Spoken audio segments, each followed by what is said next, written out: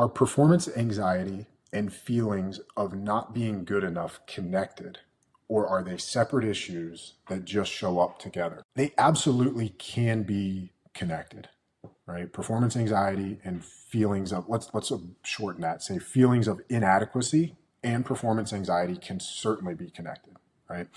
I would categorize feelings of inadequacy as a type of performance anxiety, right? Certainly not the only type of performance anxiety, but one of them for sure, right?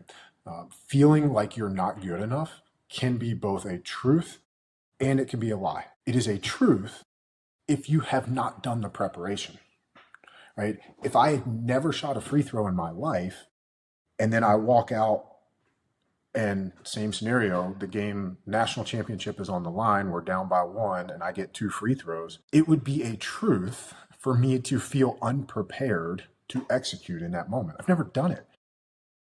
Give me a 30-yard field goal to win the Super Bowl.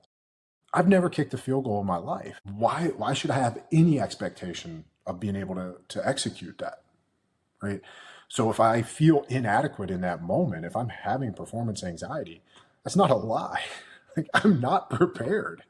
I haven't done anything to expect to be able to come through or execute or perform the way I want to in that moment, right?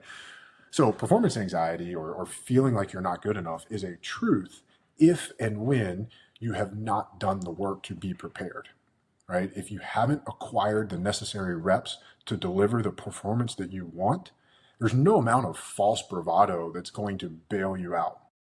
You're simply not prepared, and your ceiling for performance is going to be limited. Now, on the other hand, that feeling like you're not good enough is a lie, and it is a limiting belief if you've put in the work, but still feel like you're inadequate, right? So again, in our example of free throws, if I step to the line with the game on the line and I feel inadequate, that's a limiting belief and it's a lie because, as I told you, I've put in the work. I've shot hundreds of thousands, maybe millions of free throws. I could do it with my eyes closed. Maybe not as well as Michael Jordan, but there was a time where I would have put money on making that. But in that moment, if I felt inadequate, that would be a limiting belief, right? And if we're experiencing limiting beliefs, that requires us to dig in and to ask hard questions to find out where this is coming from, right? Why do I believe this? What is the root of this? When have I felt this way in the future? What am I doing when I don't feel this way?